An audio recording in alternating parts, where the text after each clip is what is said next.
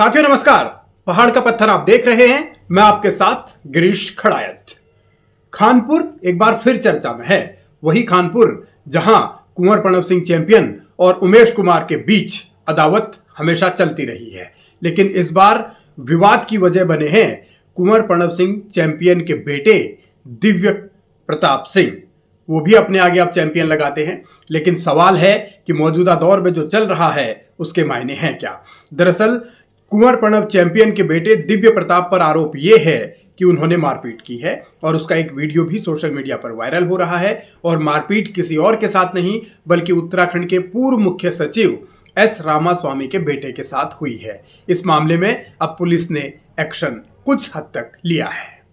आज 14 तारीख की रात्रि को थाना राजपुर पर शिकायत मिली थी, जिसमें कंप्लेनेंट है श्री यशोवर्धन जी और उनके साथ एक टैक्सी में जा रहे थे।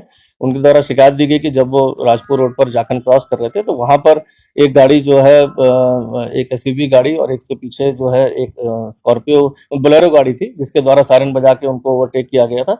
और ओवरटेक करने के बाद आगे उस गाड़ी को रोककर ड्राइवर के साथ गाली गलौज मारपीट की गई और एक वेपन निकाल के उसको धमकाया गया था। चूंकि समस्त घटनाक्रम में उस समय जो कंप्लेनेंट थे उनके द्वारा वो किसी को उसमें पहचानते नहीं थे, ना ही जो ड्राइवर था वो किसी को उसमें पहचानता था।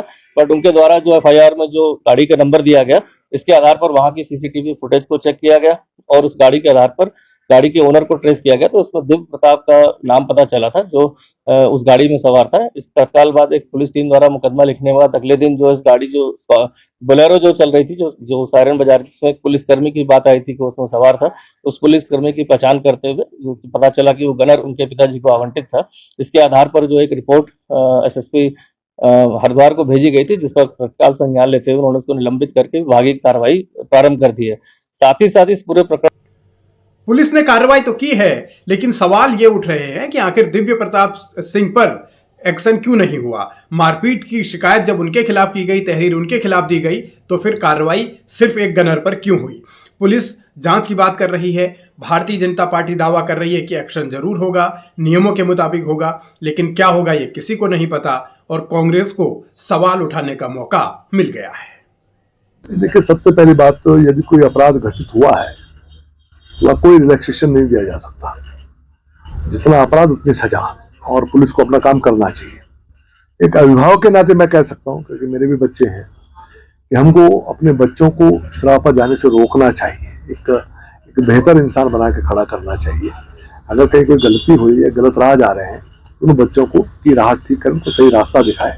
बहुत छोटा है, बच्चा है हमारा भी, मैं भी उसको बचपन से जानता हूँ। तो संभवतः चैंपियन सोच भी रहे होंगे कि ये सब नहीं होना चाहिए था, लेकिन अपराध हुआ है तो कार्रवाई तो होगी।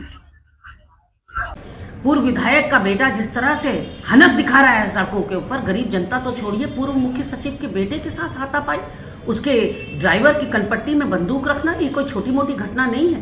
ये गंभीर सवाल खड़ा करता है आपकी कानून व्यवस्था पर, क्योंकि आपका कोई डर भय रसूख रह नहीं गया। अब सवाल भारतीय जनता पार्टी पर ये उठ रहे हैं कि सत्ता की हनक में नेता तो क्या, नेता के बच्चे भी इस तरीके की हरकतें कर रहे हैं। वैसे दिव्य प्रताप सिंह पेशे से शूटर हैं, नेशनल इंटरनेशनल लेवल पर वो कई मेडल भी जीत चुके हैं, लेकिन टसन के मामले में वो भी कम नहीं रहते।